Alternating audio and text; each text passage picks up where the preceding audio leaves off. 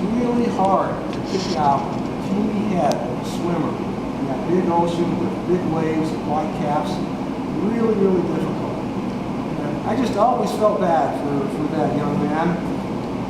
And that event must have left a strong impression on Dad, too. On June 20th, 1944, the day after the Marianas turkey shoot, when over 300 enemy airplanes were shot down, a torpedo bomber from the Wasp, they were out looking for the enemy fleet, and a torpedo bomber located the fleet, and as always, it was at the range limit of the airplane. And the decision was made to launch a strike, and this didn't happen until 4:25 in the afternoon, and that meant they were going to be coming back after dark. There was no moon that night, so it was just pitch black. Admiral Mark Mitchell had the entire fleet turn on the lights to guide the pilots back in. But this was a hard mission. They put about 200 planes in the air on the strike, and over 70 went down in the water that night in the dark. They couldn't get on board a carrier, or they ran out of fuel.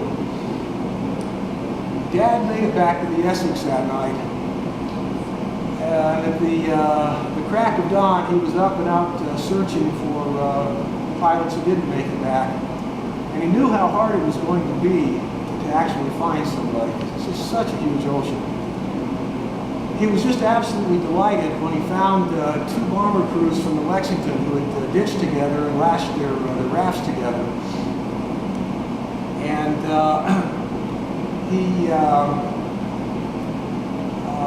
when he saw them, he flew down low and passed by them and gave them a big wave.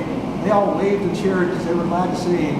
Then he climbed up so a destroyer could get a radar fix on him. And he decided that he wasn't going to leave until the destroyer actually had them in sight, because he knew that, just because they had a radar fix didn't mean they could really find them.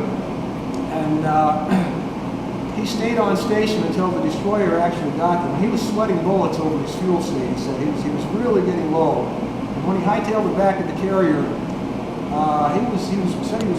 he landed on fumes. His gauges were really low. He also told me that when he first saw the guys, as I mentioned, he took a low pass and they all waved and cheered. And after he climbed back up and the destroyers got a radar fix on him, after he'd been up there for about an hour, he came down just to see how they were doing. And on his second pass by, they didn't even bother to look up at him. They figured the rescue was in the bag. They were busy playing cards.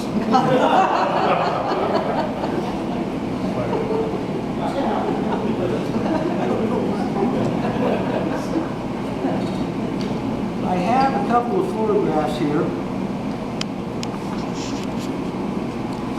of the Hellcat standing on its nose. That's tail in there. And we've got this one back here on the plaque, too.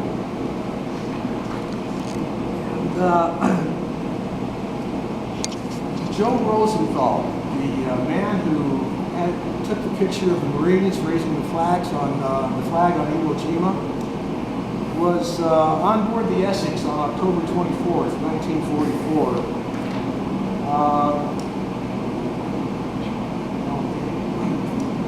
And the fighters had been launched against in a strike against the enemy, and when the time came to recover the airplanes,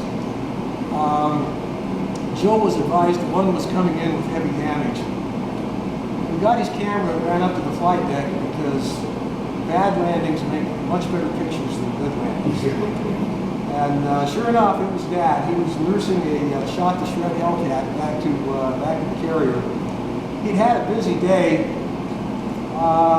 His log shows that he shot down 2 Zeros and 1 Jill torpedo bomber. And in the combat, his plane had been shot up pretty badly. He didn't know it at the time, but in addition to all the holes he could see, the dash pod on his tail hook had been shot out. And so when he landed on the carrier, the tail hook just bounced over the arresting cables and didn't engage anything. And so he put on the brakes and he slid into the barrier, which is some steel cables that were strung across the deck. and the plane went up on its nose, and the propellers curled up around the cowl, and the deck crew ran out and hosed down the nose and helped Dad out of the cockpit. And then they pushed the plane over the side because it was strike. It was a strike. It had been damaged too badly.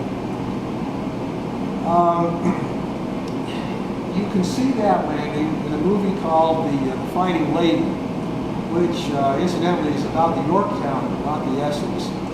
And ever since I was a child, I've always wondered why Hollywood never gets an airplane movie right. Never quite get the details right. Well, Joe Rosenthal got some great pictures of what Dad called one of his less stellar landings. And of course, they went out on the Associated Press wire for all the world to see. And people from all over the country would cut that article out and mail it to his parents, usually with a note something like, God bless and protect your son. You know, the country was united in a way that only that generation has seen.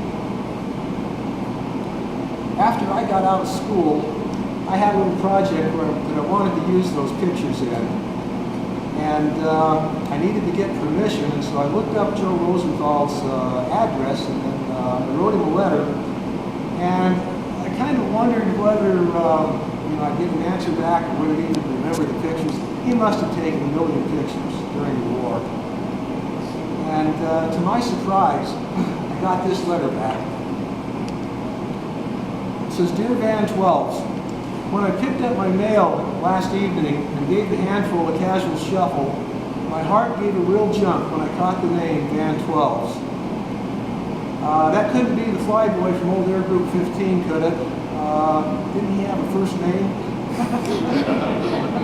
The respect I have and the admiration I have for your dad and that entire cast aboard the Essex propels me into superlatives. And now, 36 years later, thanks be to God, I can still react to that display of skill, true bravery, and heroism.